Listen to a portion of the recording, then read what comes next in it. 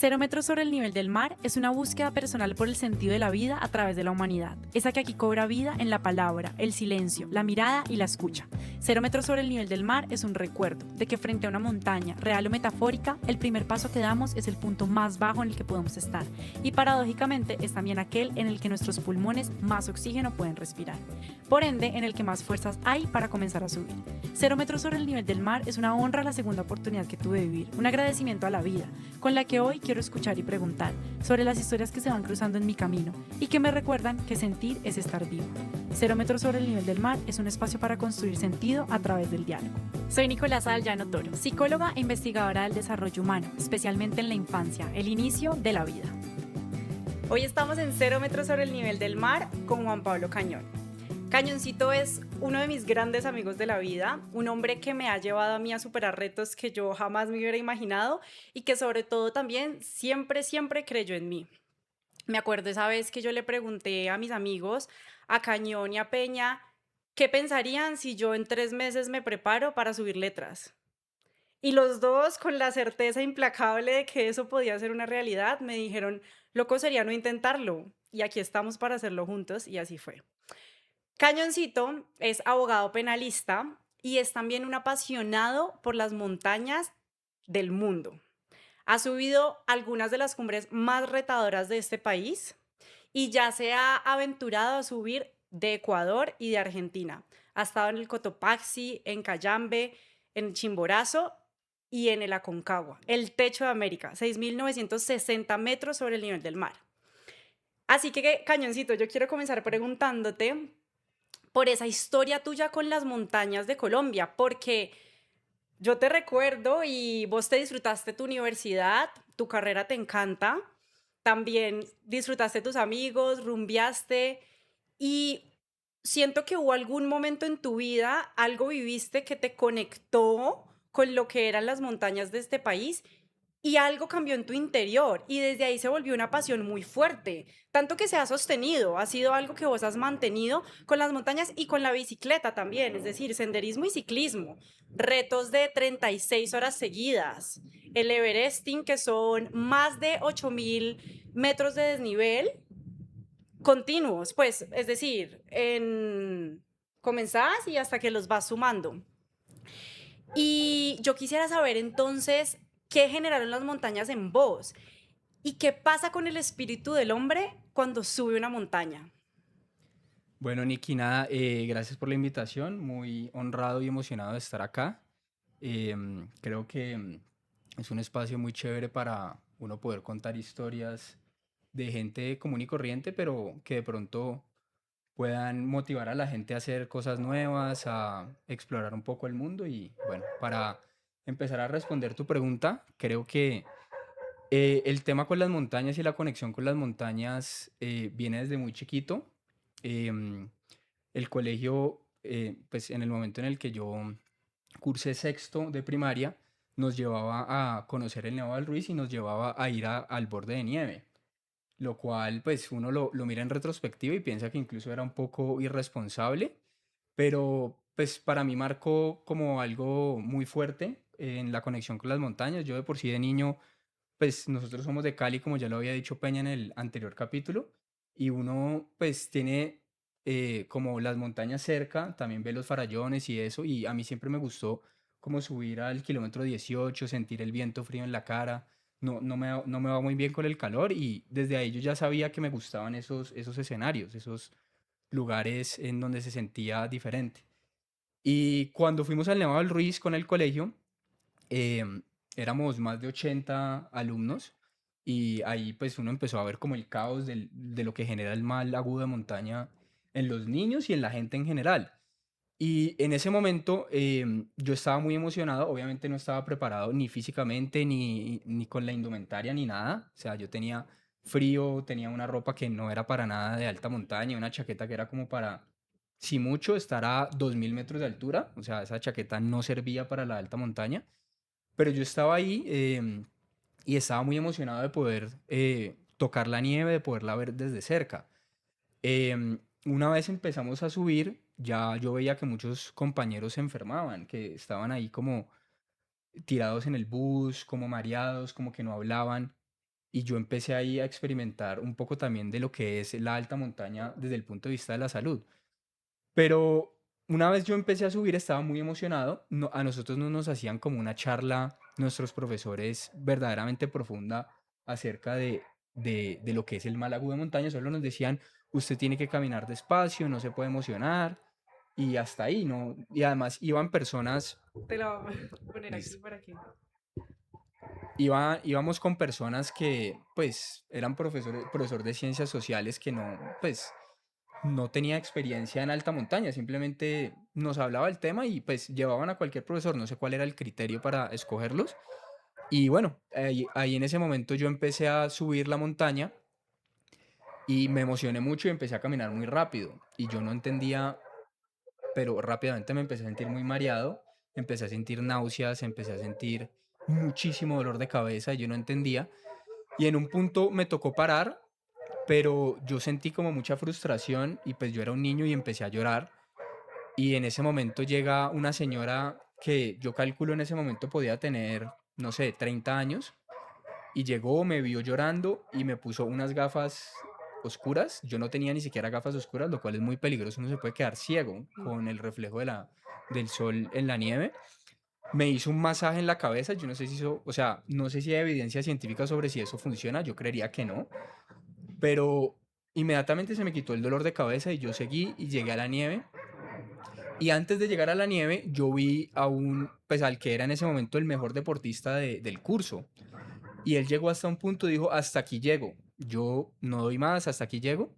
Y cuando yo vi al mejor deportista del curso devolverse, yo dije, ¿qué chance tengo yo de seguir? O sea, si el mejor deportista se está devolviendo, ¿yo por qué podría seguir? Si yo era súper chiquito, no pesaba sino como 30 kilos, yo no tenía confianza en mí mismo. Yo decía, no tengo chance de continuar, pero tenía muchas ganas de seguir y simplemente seguí hasta que llegué arriba. Luego, obviamente, llegué arriba y las consecuencias fueron vómito y mucho dolor de cabeza de nuevo. Pero ahí entendí que se podía, al menos sembré como esa semillita de confianza de que uno puede incluso si no es el mejor, uno puede dar un poquito más. Si de verdad uno lo quiere, uno puede dar un poquito más. Y más adelante en el tiempo, pues a mí me quedó como ese gusto por la alta montaña, pues obviamente que nació ahí en el Nevado del Ruiz. Yo sentía que eran lugares especiales, que como que no todo el mundo iba allá y que tenían algo especial, como una energía diferente. Y después de eso fui al Nevado Santa Isabel, ya mucho mayor, ya como con 17 años.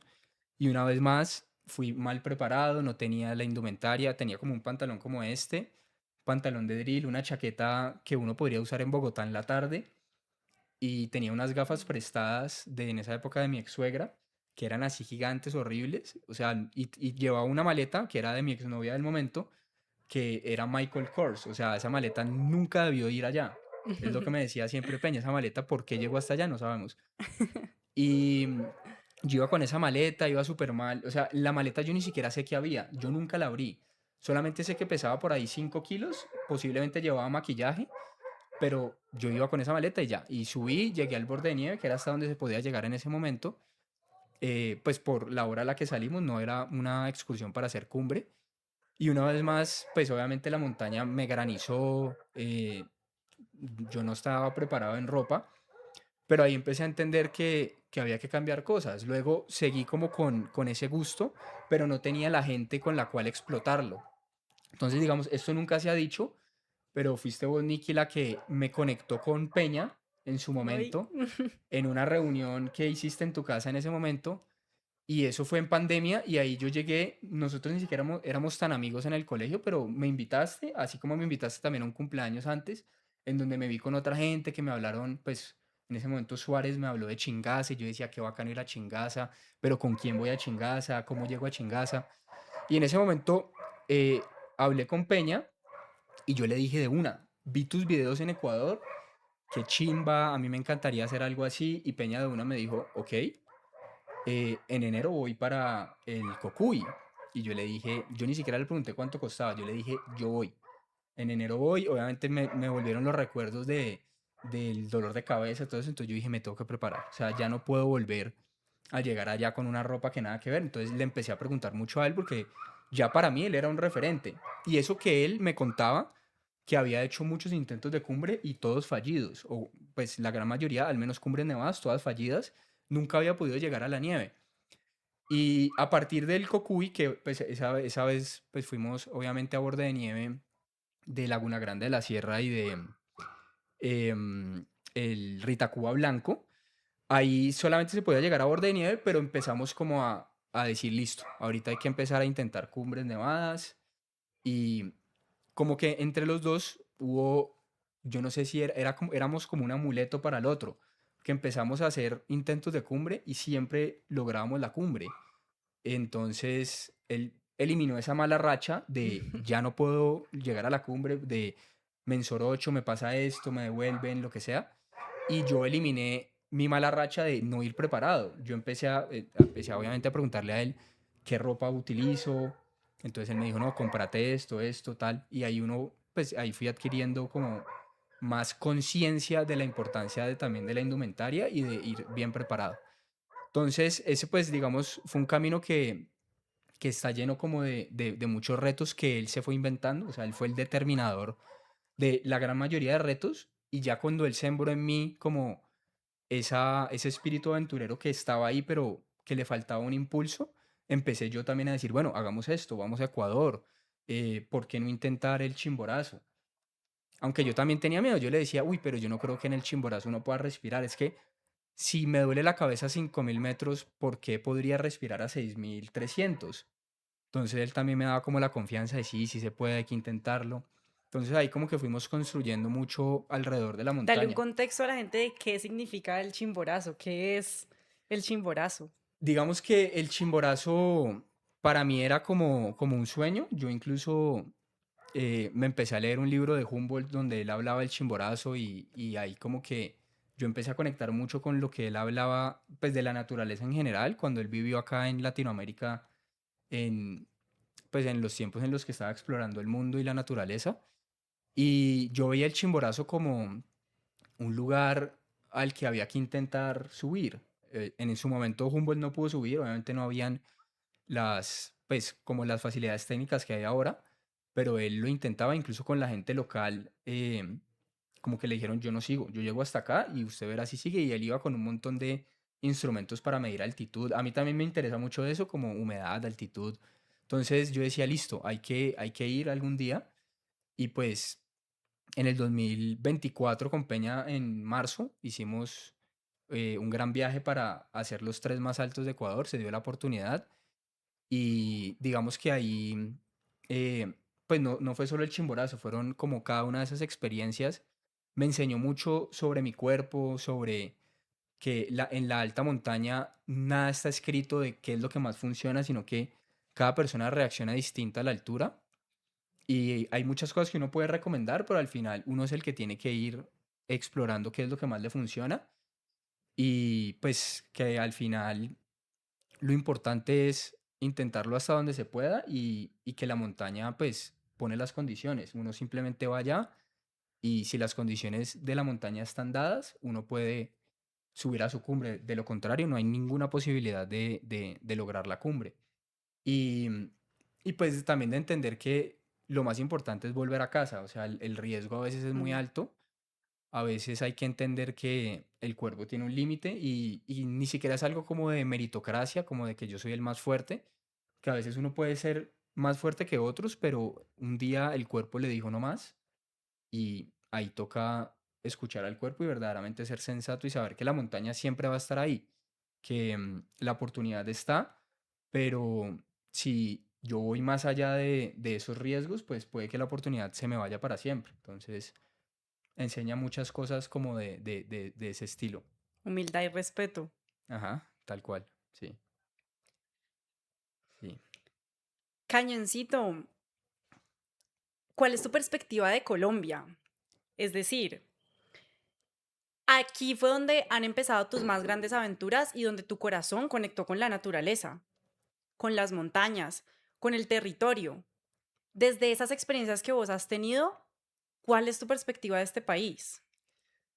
Bueno, yo creo que en este país tenemos, desde el punto de vista de la naturaleza e incluso de la gente, tenemos un potencial increíble. Desde el punto de vista del montañismo, somos muy nuevos comparados pues como con Europa, con pues los Himalayas también hay una cultura de montañismo de muchos años atrás, pero tenemos mucho por construir y también tenemos cosas muy únicas que mucha gente de otros países viene a ver porque en otras montañas funciona muy distinto. Tenemos unos ecosistemas espectaculares en donde hay mucha humedad, en donde está el bosque de niebla, que es espectacular, en donde uno de pronto está metido en pura niebla y eso de pronto no se ve en otras partes. Cuando estuvimos en el Aconcagua, yo extrañaba mucho nuestro bosque de niebla, esa, pues como esa niebla que le da a uno como cierta tranquilidad porque baja el sol. Allá era como estar en un desierto con un viento helado y con un sol que no daba tregua, o sea, era todo el tiempo el sol en la carpa, en la cabeza de uno, y eso también mareaba más. Y yo decía, qué bonito también es nuestro país que tiene eso. A veces uno dice, no, pues es que llueve mucho, entonces dificulta el ascenso, pero a veces también esa lluviecita pues como que le da a uno también poder para avanzar, no es como tan hostil como ese sol de allá de la Concagua, esa resequedad era impresionante. Entonces tenemos mucho potencial, desde el punto de vista del montañismo tenemos rutas que uno empieza a 2600 y termina en un glaciar a 5200 o más, y eso también tiene como un valor agregado que tenemos nosotros acá, pero tenemos muchos problemas históricos de tenencia de tierras en donde no nos hemos podido poner de acuerdo en lo más básico de cómo gestionar eso. Y lo que vemos lastimosamente es que al Estado le falta como esa capacidad de gestión y de decir, pongámonos de acuerdo entre todos para que nuestro territorio viva en paz y cada uno pueda, desde el respeto del otro, de los derechos del otro, pueda también ir a esos lugares, conocer, eh, pues como que su libertad no se vea restringida por falta de gestión y por falta de ponernos de acuerdo. Entonces tenemos 6 zonas de glaciares en Colombia y la gran mayoría están cerradas, como todos sabemos, y no se puede acceder a ellas y falta gestión. Entonces uno termina yendo a otros países y ve que en Colombia de verdad tenemos mucho potencial, pero pues la gestión del Estado no da para que se pueda explotar eso desde el buen sentido, como desde el sentido del respeto también a la naturaleza y el apoyo a las comunidades que viven cerca. Entonces fuimos a Ecuador y vimos cómo estaba de bien organizado, pero uno también decía, bueno, pero en nuestro país tenemos ese bosque alto andino, en Ecuador no se veía, una tala de árboles impresionante a 3000 metros, casi no se ve bosque, a pesar de que están mejor gestionados desde el punto de vista de los refugios, de la capacidad instalada, como que hay un límite también, uno no ve pues en la cumbre, en el Aconcagua sí se veía muchísima gente, impresionante, era desbordado, parecía como esas fotos que uno ve a veces del Everest en temporada, era una fila de gente y, y pues yo creo que eso le falta a nuestro país. Creo que las nuevas generaciones tenemos que dar esa batalla porque las generaciones anteriores a nosotros pues vivieron la desregulación y pues muchos pudieron conocer esos lugares, pero nosotros estamos como en un limbo en donde pues están las montañas ahí, las queremos conocer, queremos ir con respeto, queremos no afectar esos territorios que son sagrados, pero tampoco queremos que nos digan no se puede ir porque simplemente no se puede y ya, que no haya una razón verdadera que uno diga esto es sensato. Entonces sí, creo que en Colombia hay mucho por trabajar en ese aspecto. Claro, porque aquí hay montañas, lugares impresionantes. Uno aquí puede pasar desde el mar y ahí mismo al lado del mar empezar a subir la Sierra Nevada de Santa Marta y terminar es Mm. en un nevado. Es impresionante también todos los ecosistemas que tenemos en el país y muchas de esas montañas están cerradas, no se puede acceder y no se puede acceder por diferentes razones o porque están conservando la naturaleza o porque el conflicto armado, entonces hay grupos armados. Y claro, entonces aquí entra como esa discusión de, por un lado, al cuidar la naturaleza, pues lo que pasa es que lo que prohibimos no genera conciencia de respeto y de cuidar nuestro entorno, sino que sencillamente genera lejanía. Si yo no puedo ir allá, no lo puedo conocer, pues cómo me voy a conectar con esa parte de nuestro país que es tan maravillosa y que nos devuelve también a lo esencial de la vida.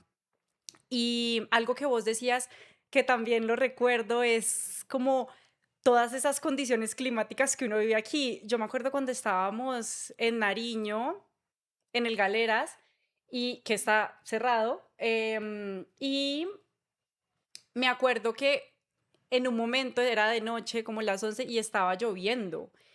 Y entonces se sentía como un bosque encantado, como Mm. estar refugiados por la naturaleza, por los árboles, mientras que la lluvia nos caía encima y a veces uno le corre mucho al agua, ¿no? Pero en la montaña, de alguna manera, uno se relaja y vuelve a conectar con la naturaleza y vuelves a dejar que el agua te caiga encima y esperas también a que la montaña te dé paso y te permite seguir avanzando y así te va mostrando cuál es el camino. Vos decías también al inicio, como hay veces en las que por más de que uno quiera hacer cumbre, no siempre lo va a lograr. Y no solamente por la preparación de uno, sino también por las condiciones. Vos estuviste creo que fue en el Tolima, que ya ustedes han hecho cumbre en el Tolima 2 o 3 veces, e iban a hacer otra y no lo lograron porque la montaña se veía tapada y decían, es que si lo intentamos podríamos morir y no, nos devolvemos. O también el hecho de los amigos, ¿no? Que vos decías, ahorita hay personas muy fuertes, pero puede que en la montaña el cuerpo te dé señales de en estos momentos no está preparado y primero va la vida antes que cualquier cosa. Entonces, también es eso, ¿no? Es que prime nuestra existencia. Y ahorita vos estabas hablando también de ese rol de los jóvenes pues en el trabajo por construir un país más abierto y donde tengamos también más conciencia de los ecosistemas que nos rodean, de la casa que habitamos. Volver a nuestro hogar es volver a conectar también con esos territorios. Cañoncito, también vos hablabas al inicio contabas que vos te conectaste con Peña a través de un momento en el que te invité a algo, que eso también es un contexto, ¿no? Nosotros en el colegio no éramos tan amigos, Mm. pero después la vida nos unió y llegamos a hacer cosas increíbles juntos y eso Mm. también es bonito. Entonces yo pensaba, impresionante cómo los puntos se van uniendo, ¿no? Con Peña tampoco eras tan amigo en el colegio y ahora son íntimos, han vivido cosas muy fuertes juntos, han logrado sueños muy grandes juntos y es esa demostración de que los puntos en algún momento se van a unir y nos van a llevar a algún lado. Entonces quisiera también preguntarte por ese rol que han tenido los amigos en tu vida, qué te han enseñado. Bueno, no, muchas cosas he aprendido de cada uno de mis amigos, sobre todo en los últimos años, en donde creo que he madurado bastante. Digamos que de cada uno he aprendido diferentes cosas. De hecho, aquí traje la bandera que llevo siempre a los nevados. Y pues esta bandera pues representa mucho porque es la bandera de nuestro país.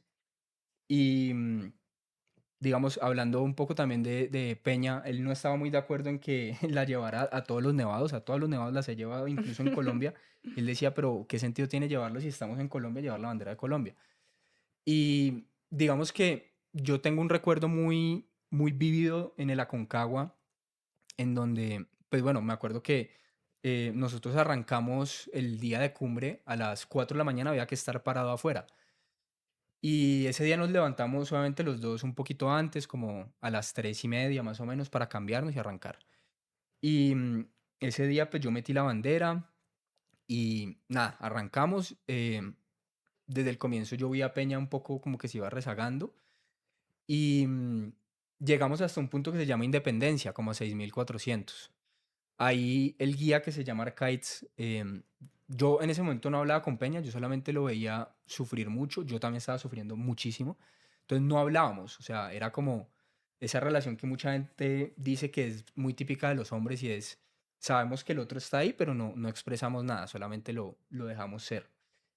Y él estaba sufriendo mucho, yo también, entonces no hablábamos, seguimos un poquito más y ahí yo le escuché al guía decir, él nos decía parceros, porque pues éramos los únicos de Colombia, decía, el parcero está roto. Entonces yo ahí pensé, o sea, me dio muy duro, porque pues yo también estaba roto, pero el guía lo estaba reconociendo.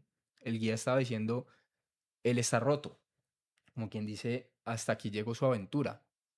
Entonces yo ahí empecé a pensar en mis amigos, no solamente en Peña, que obviamente em, parte de lo que estábamos viviendo ahí era por lo que él había generado en mí, pues haber despertado como ese potencial o esa versión de mí que yo no conocía, que es muy luchadora, que pues busca llegar muy lejos, que busca llegar muy alto. Y pensaba no solo en él, pensaba en cada uno de sus amigos. Por ejemplo, hay un amigo que se llama Hilmer. Él me despertó confianza desde el punto de vista deportivo. Él me decía, como vos tenés mucho talento, solamente tenés que entrenar y entrenar con un método. Y me enseñó el tema de los intervalos, nos enseñó a todos eso, porque él viene del mundo del patinaje profesional y él nos presentó a otros amigos que venían también de ese mundo. O sea, gente que ha trabajado el cuerpo al máximo durante años. Y él me hizo entender que si uno se tiene confianza y trabaja, puede mejorar mucho en ese aspecto.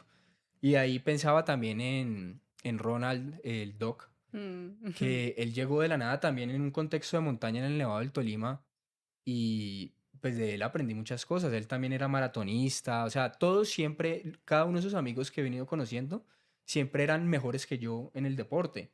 O sea, él venía de hacer maratones, muy fuerte, o sea, muy fuerte y al comienzo me puso a sufrir mucho, todavía nos ponemos a sufrir en la bicicleta y yo pensaba en él, yo pensaba también tenemos otro grupo de amigos que nos autodenominamos los Lobos, como si fuéramos Terian, pero no. Y yo pensaba en esos momentos sufriendo en la bici, entonces yo iba, en ese momento íbamos obviamente en línea recta todos y yo iba detrás de un señor de Canadá de 2 metros. Y yo decía, el señor obviamente tiene zancada el doble de la mía porque mide 2 metros, pero yo decía, voy a hacer el movimiento igual que mi guía que mide lo mismo que yo y que va delante del canadiense. Entonces yo pensaba, porque en un momento en el que uno está sufriendo mucho, uno tiene que buscar en su cabeza algo que lo ayude a sobrellevar ese momento tan difícil. Entonces yo recordaba cuando yo iba a rueda de mis amigos en bicicleta que son mucho más fuertes que yo veía que íbamos tres, cuatro personas a rueda del otro y se iba soltando uno y uno pasaba. Entonces, y eso fue lo que pasó en el Aconcagua tal cual. Íbamos subiendo, al comienzo éramos 11 y a medida que íbamos subiendo más, se iba una persona cualquiera, decía, o pasaba el médico, porque había un médico allá que miraba a la gente y si la gente se estaba cayendo, eso decía, para abajo, usted no puede seguir subiendo. Entonces eso empezó a pasar y era como si yo me trasladaba a ese momento y yo pensaba todo el tiempo en mis amigos y decía, yo voy a rueda. Y si se suelta alguien, yo sigo ahí.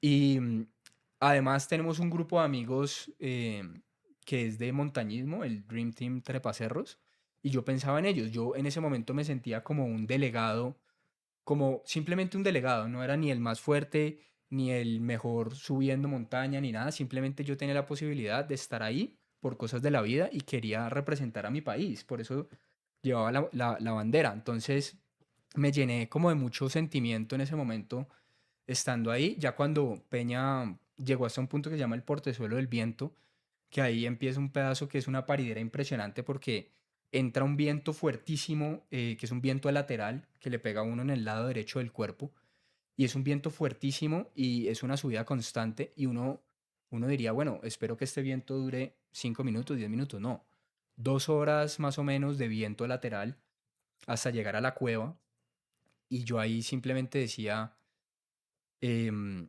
pues por un momento estaba como triste porque con el compañero con el que había hecho todas las cumbres, que habíamos llorado cada uno en una de esas cumbres, él llorando allá y yo llorando acá, ya no iba a estar. Yo decía, pues lo que yo creo que él quisiera es que yo lleve la bandera y lleve como esa representación del país que estaba en mí en ese momento, porque era el único colombiano que quedaba de nuestro grupo que pudiera llevarlo hasta allá, hasta el techo de América. Entonces yo me empecé a llenar de motivos, todos muy, muy de amigos. No era como que mucha gente dice, no, yo pensé en mi mamá, yo pensé en mi papá, yo pensé en mis hermanos, no, yo pensé en mis amigos, que fueron los que construyeron en mí esa versión que podía estar ahí eventualmente. Yo no sabía si lo iba a lograr, pero sabía que por ellos yo también era una persona que de pronto podía subir. Entonces, durante un tiempo llegamos ahí a la cueva y cuando llegamos a la cueva nos dijeron un pequeño descanso acá y ustedes toman algo y bueno, comen algo y seguimos. En ese momento yo estaba súper roto. Bueno, fui al baño, entre comillas, porque allá no hay baños obviamente. Y cuando volví, simplemente me senté y dije, no, ojalá se acabe esto ya. Pero me dijeron, no, faltan por ahí unas 2 horitas. Pero no, o sea, en total, desde que arrancamos eran apenas 2 kilómetros y nos demoramos más de 12 horas. Y el último tramo de la cueva a la cumbre, cuando arrancamos, dijeron, dejemos las maletas, pero lleven líquido. Entonces arrancaron y yo iba como quedado, yo me sentía súper mal. Y yo dije, no, espérenme, que se me quedó una cosa muy importante. Entonces bajé, fui a la maleta, saqué la bandera, la guardé en la chaqueta y no llevé líquido. Yo dije, líquido para qué, lo importante es llevar la bandera. No Mm. pensé en más. El guía se puso bravísimo conmigo, me dijo que yo era un irresponsable, que cómo no iba a llevar líquido, que estábamos todos mal de líquido, estaba bravísimo, pero yo estaba muy mal, entonces yo solamente como que lo escuchaba bravo y como que seguía ahí existiendo. Y bueno, en ese momento nuevamente fue muy duro, mucha gente la empezaron a bajar, el médico pues que subía hasta la cumbre empezó a bajar gente de nuestro equipo, de otras agencias también. Y pues vi también cosas muy fuertes, gente ya, o sea, hasta ese momento en mi vida la experiencia de alta montaña había sido muy, muy emocionante.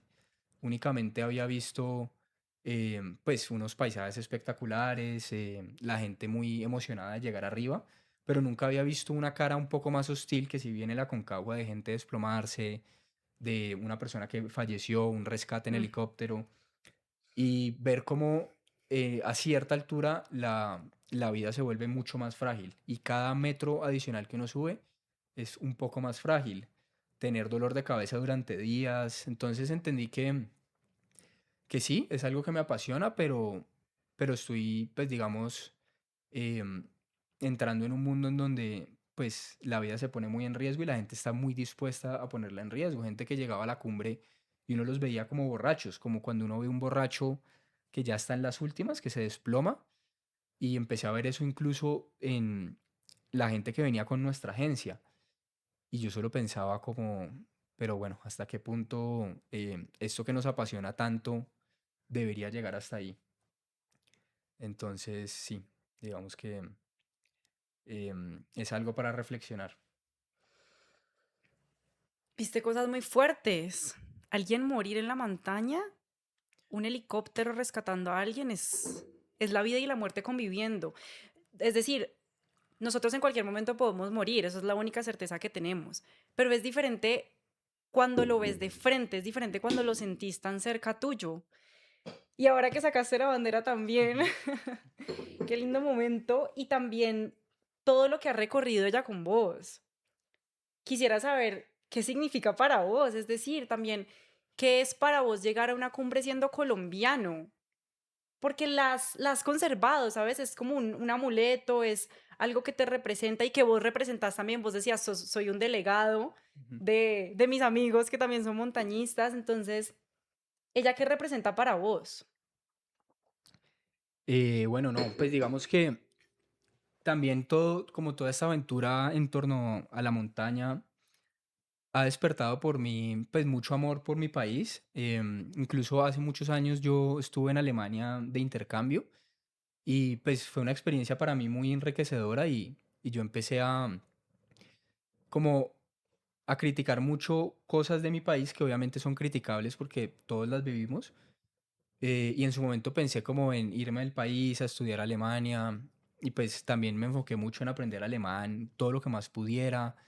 Y fue como una etapa de mi vida en donde yo tuve muchas dudas sobre mi país, sobre si lo quería verdaderamente como para seguir viviendo en él.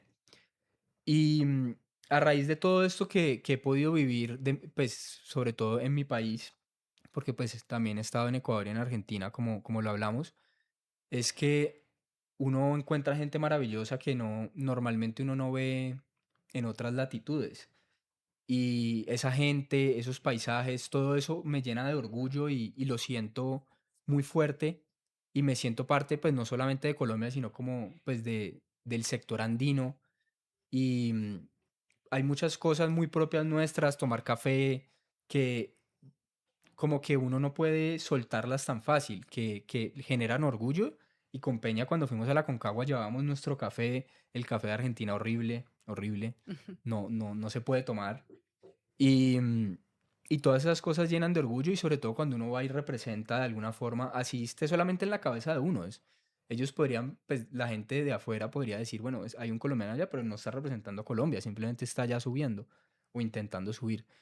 Pero no, yo pues me traslado a todos esos recuerdos de, de muchos años en donde mi país me ha dado la oportunidad de conocer cosas impresionantes, paisajes, personas, y siento que eso también le da mucho sentido a lo que hacemos, a intentar trabajar por un mejor país desde el lugar en el que estemos, desde el ejemplo, desde buscar que también se reconozca y se muestre todo eso que aquí hay que muchas veces se nos olvida porque estamos o en un trancón o vemos una historia terrible que también obviamente hace parte de lo que tenemos que mejorar en escenarios sobre todo de violencia que pues es algo que lastimosamente nos aterroriza a todos en el día a día, pero pues también entender que hay cosas que ya están ahí y que en serio no las vemos. Se nos olvida que tenemos todos los climas, que tenemos gente muy amable, gente que te ofrece al menos un tinto cuando uno llega a un lugar. Y todo eso es muy acogedor, todo eso uno lo lleva en la sangre y cuando sale del país la gente siempre lo nota, gente que vive por fuera piensa como en ese calor de las familias colombianas muchas veces y eso pues no solo lo llena a uno de orgullo, sino em, lo hace a uno aferrarse más a esta tierra. Mira que eso me hace pensar en algo que yo te he compartido en algún momento y es que yo tuve una época en la que tenía muy en mi mente que me tenía que ir a estudiar por fuera lo más pronto posible.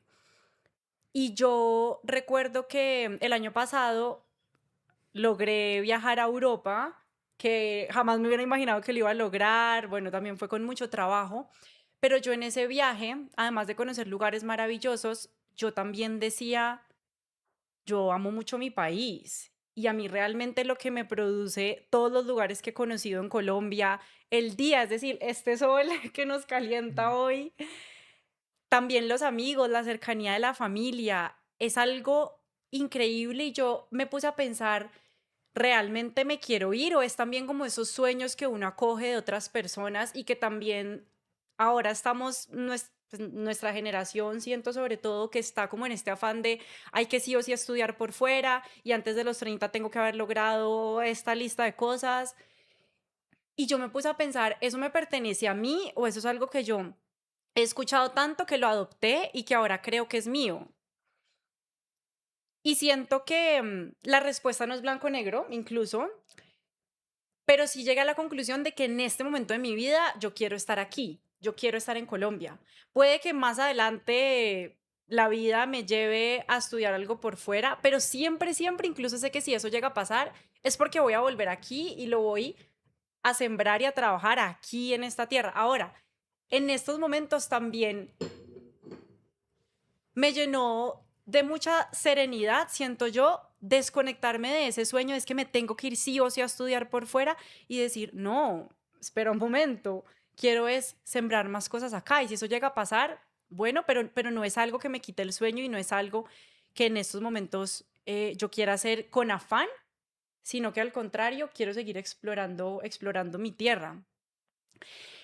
Y yo también te quería hacer una pregunta, Cañoncito, y está relacionada con, vos sos un hombre muy fuerte, vos sos un hombre muy fuerte física y mentalmente, porque realmente llegar a casi 7.000 metros de altura requiere mucho trabajo previo, eso es un proceso, eso no es que voy y me aventuro y lo intento a ver qué pasa porque te podrías morir. sino que realmente requiere preparación, requiere disciplina y la disciplina requiere fortaleza mental y se va construyendo fortaleza física también. Entonces uno podría también creer que esa fortaleza lleva a que las emociones fuertes de pronto no te acompañen. Y al contrario, pues creo que quisiera escuchar qué papel han tenido las emociones en tu vida, qué te han enseñado. Bueno, yo creo que las emociones, pues es algo que habita en cada uno de los seres humanos en el mundo. Por más de que hayan seres humanos que parezcan más apáticos, en todos los seres humanos hay emociones y el manejo de esas emociones es, digamos que todo, un arte. Em, yo creo que hay emociones que están muy satanizadas y que durante el tiempo mucha gente ha venido tratando de construir esos pensamientos. Y pues, por ejemplo, la tristeza, la ira, bueno, hay muchas emociones que están, pues que se les hace muy mala publicidad y que creo que en su debida medida, en su debida dosis, pueden servir de muchas cosas. Digamos, momentos de tristeza, momentos, por ejemplo, emociones muy fuertes que uno siente en la montaña, en donde dice, siento mucho dolor de cabeza, siento mucha incomodidad, hace mucho tiempo no duermo bien. Esa incomodidad que aborda o digamos abarca muchas emociones que uno creería negativas porque pues está el dolor, está el sufrimiento, también construyen carácter, construyen cosas como para que uno aprenda a valorar cosas que están en el día a día. El baño, tener una ducha caliente o fría o lo que sea, pero una ducha. En el Aconcagua pasamos 10 días sin bañarnos y era Mm. desesperante, todo picaba. Y esas emociones que uno cree son muy malas, construyen mucho, construyen más que de pronto el momento de felicidad, que es como un shot de energía del momento, que lo puede sentir uno en diferentes momentos de la vida, dependiendo de lo que para uno es importante.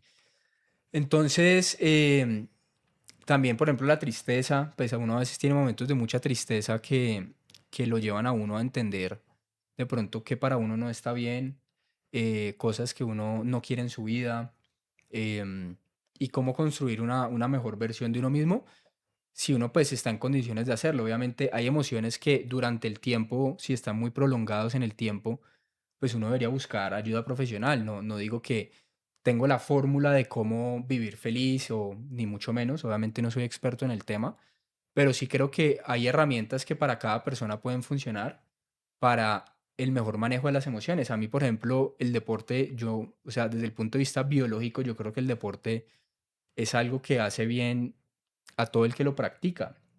Y si lo practica de una manera vigorosa, tiene muchos beneficios.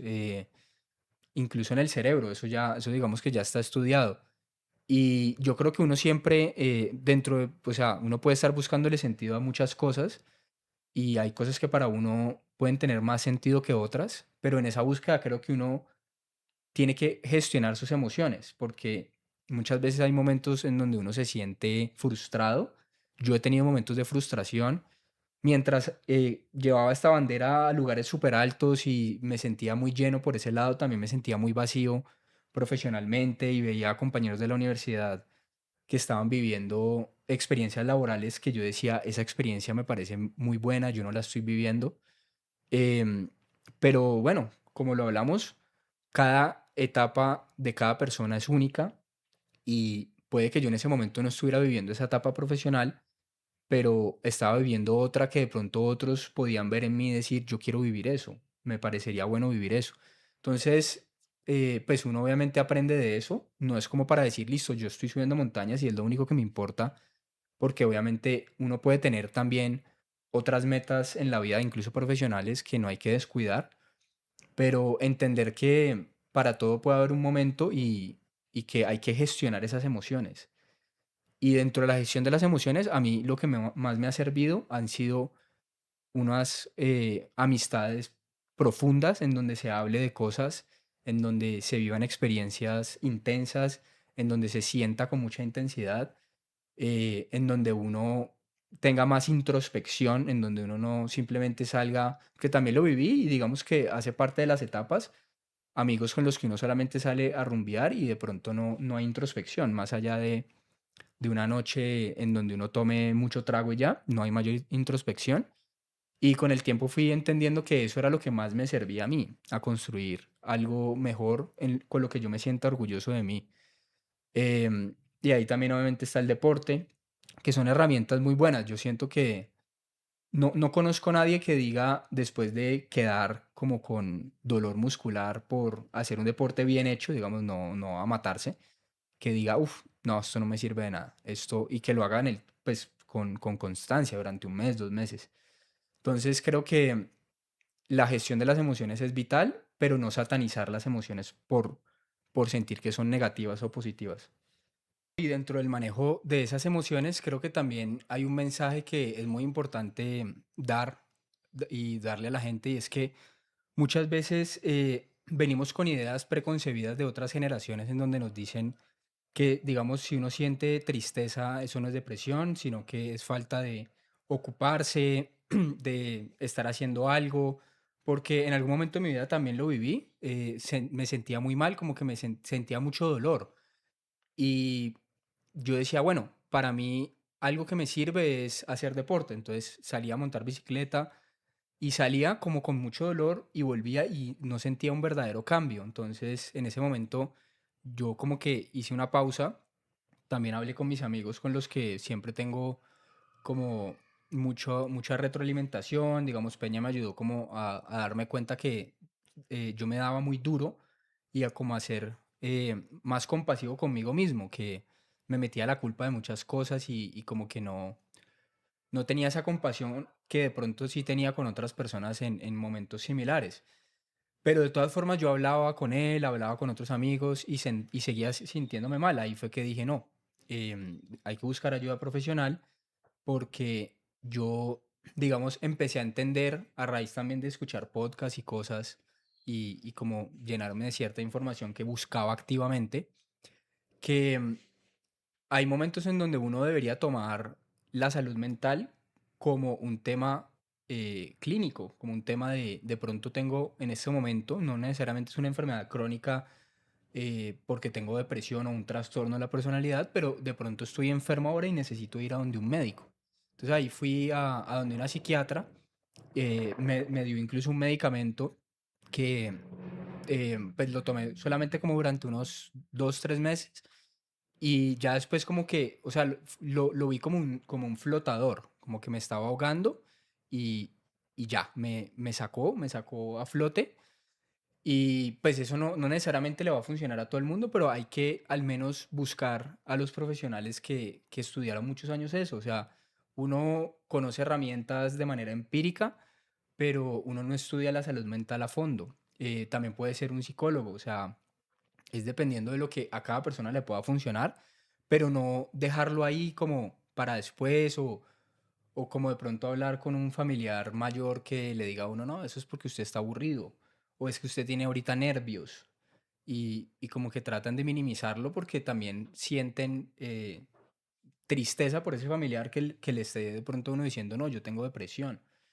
Entonces, decir las cosas por su nombre, entender que son a veces enfermedades, que no necesariamente es como cuando uno le da una enfermedad en un momento dado y después se cura, no necesariamente es para toda la vida, a veces es para toda la vida, eh, pero digamos que abordarlo con responsabilidad porque eso puede volverse como una bola de nieve que va creciendo y creciendo y puede terminar muy mal. Así creamos que tenemos como factores protectores que sí lo son, sigo pensando que lo son, el deporte, relaciones de amistad, de pareja que sean enriquecedoras, todo eso puede ayudar a que uno gestione mejor sus emociones, pero no es una garantía de que uno no, o sea, nadie está exento en este mundo de en un momento dado tener una depresión, una ansiedad o algo de salud mental que tenga que ser tratado y visto por un profesional de la salud.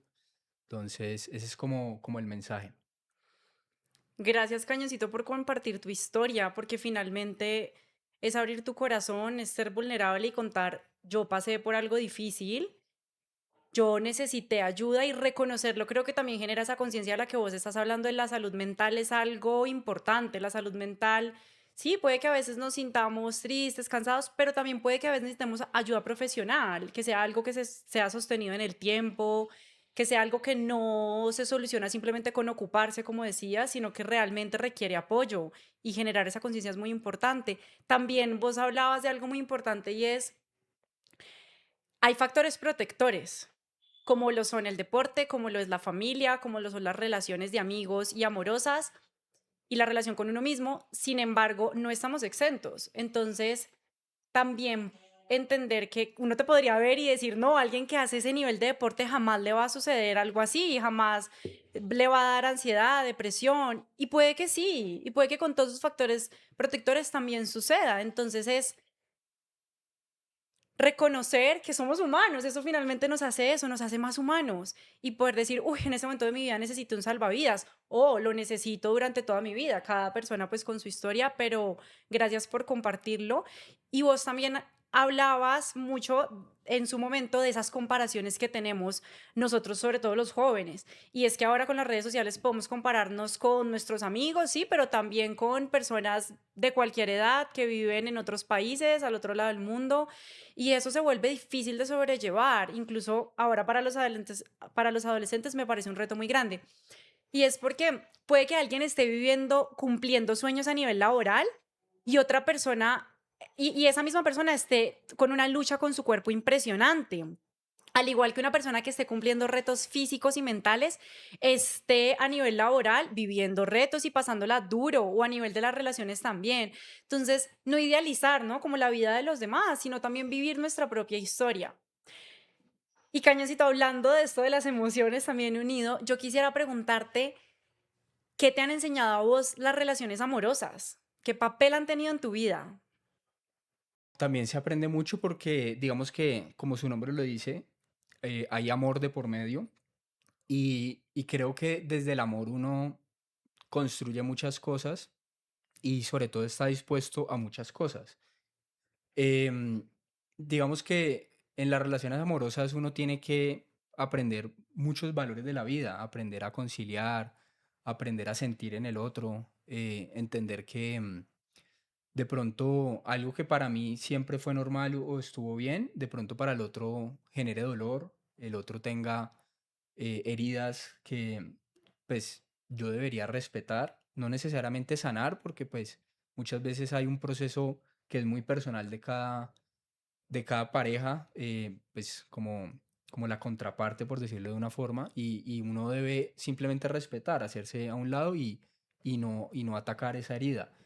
Creo que se aprende mucho también pues, digamos, actualmente, pues mi pareja, yo aprendo mucho de ella porque ella es una persona que vive apasionadamente su profesión y entrega mucho. O sea, ella es residente de cuarto año de ginecología y ella tiene turnos a veces de 24 horas y aprendo mucho de ella porque a pesar de que pasa un turno de esos que yo solamente lo vería posible encima de una bicicleta o en un reto así, ella se los pasa y lo hace con mucho amor y nunca llega a quejarse de, esto es una mierda, estoy mamado de este doctor, sino que siempre llega muy, muy recargada de poder ayudar a la gente, de poder traer una vida al mundo.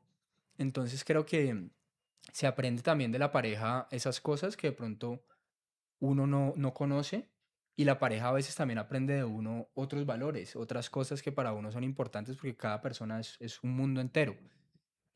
También incluso en las parejas que no, o bueno, las relaciones que no funcionan, aprende uno cosas, em, entiende uno que de pronto hay cosas que no están destinadas a continuar porque hacen daño o incluso en la vida pasan cosas que hacen que se separe la gente y pues algo uno le queda a esa persona. Entonces son muy enriquecedoras, son muy importantes. Creo que el ser humano sin amor está como incompleto. Hacerle el quite al amor no creo que sea algo que uno deba hacer en la vida.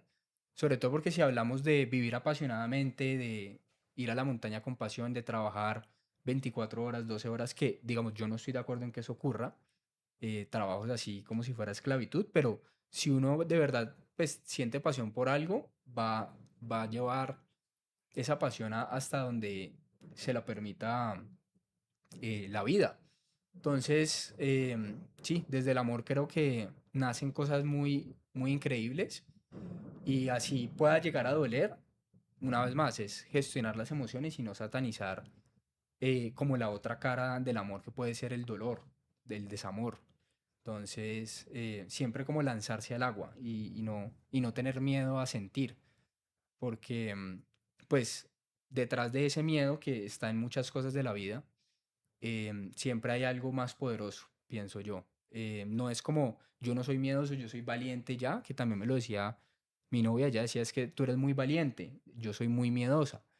Y yo le digo, no, ni yo soy muy valiente ni tú eres muy miedosa, simplemente es que a mí hay cosas que así me den miedo, yo las ejecuto y tú hay cosas que te dan miedo, como por ejemplo puede ser una cirugía, una mujer desgarrándose, ella igual lo hace y se Mm. lanza porque es algo que la apasiona. Entonces hace parte también del amor por lo que hacemos, que nos lleva más allá del miedo, nos lleva más allá de lo que nos preocupa. Entonces creo que es una herramienta muy poderosa.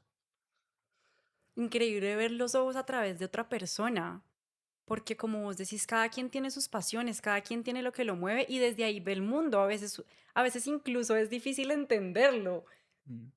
pero es como si se despertaran fibras diferentes en cada persona. Y también decías algo muy valioso sobre el miedo y la valentía. Y siento que yo he estado transitando una etapa de mi vida en la que me volví a enamorar. Y ve, al inicio yo me sentí esperanzada, me sentí muy alegre, muy contenta, como llena de vida. El amor, como vos decís, es transformador, eso me irradió cada parte de mi cuerpo y me hizo soñar en un futuro, todo. Y también en ese tránsito llegó un momento en el que a mí me empezó a dar mucho miedo, en el que yo me di cuenta, ok, esto ya se está poniendo serio, esto no es solamente que estamos saliendo y que es chévere y que pasamos bien, sino que hay intimidad. Y la intimidad con un otro, eso sí aterra. Que alguien conozca tus heridas donde vos también empezás a verlas, porque a veces puede que ni siquiera las habías visto porque la vida no te había hecho mirarlas de frente. Eso fue algo que a mí me llenó de pánico, a decepcionar, miedo a no encajar en la vida de esa persona y de las personas que también estaban a su alrededor. Mis inseguridades salieron a flor de piel. Yo soy una persona que a veces también sobrepiensa las cosas, se hace muchas preguntas y todo eso como que me empezó a invadir y a mí se me empezó a dificultar mucho poder seguir abriendo mi corazón. Y fue una etapa realmente difícil en la que siento que también yo me estaba viendo a través de mis ojos, sin entender que los demás nos ven a través de sus ojos. Y eso es un regalo. Menos mal no me ven con mis ojos, porque los míos son los más inquisidores. Menos mal me pueden ver con los de ellos. Por ejemplo, cuando tu novia te decía, es que yo soy muy miedosa y tú eres muy valiente, y le decías, claro que no, tú te arriesgas a una cirugía donde una mujer podría desgarrarse y lo vives, te llenas de coraje y lo enfrentas y lo haces y das lo mejor de ti. Claro, ella en ese momento no estaba pudiendo ver eso. Entonces, tus ojos a ella le sirvieron también para ver, ok, wow, me salgo de mí misma y esto es todo lo que yo puedo lograr. Y eso fue lo que a mí también me ayudó a salir de esa etapa en la que se me estaba volviendo tan difícil amar, volver a amar, y fue intentar, ok, voy a hacerle preguntas y voy a intentar entender el cómo me está viendo. Voy a intentar salirme de mí misma y voy a ver el cómo me percibe, el qué quiere. Y así yo empecé como a salirme de mis propios ojos, a verme también a través de otros ojos y a volver a conectar con mis cualidades, con la mujer que soy, con la mujer que quiero ser. Y ahí es donde el amor transforma. Cuando el amor te enseña que no estás solo en el mundo y que no solamente te vas a ver, no solamente hay una perspectiva de la vida, de vos mismo, hay muchas. Y creo que quienes ven el mundo con ojos de amor y quienes ven a un otro también con ojos de amor, el mundo cobra mucho más magia y hay más coraje para enfrentar la vida. Definitivamente creo que es como una pastilla muy mágica, no sé Ujú. cómo exponerlo, Cañoncito, muchas gracias por este espacio para reflexionar de la vida, de nuestro país también, de lo que nuestro país te ha transformado, ha dejado en vos, de cómo vos lo has llevado a tantos lugares y lo vas a seguir llevando porque puede que estos sueños sigan creciendo y vos quieras conquistar muchas más cumbres aquí en este país y en muchos más países. También el valor de la amistad, lo que los amigos nos enseñan sobre la vida, el hecho de que nos acompañen a caminar, cómo hace el camino más fácil, ¿no? Y como a veces vos decías en el Aconcagua cuando estabas caminando con Peña, no estábamos hablando, sabíamos que los dos estábamos sufriendo, pero ahí estábamos, acompañándonos a vivir, a transitar las cosas.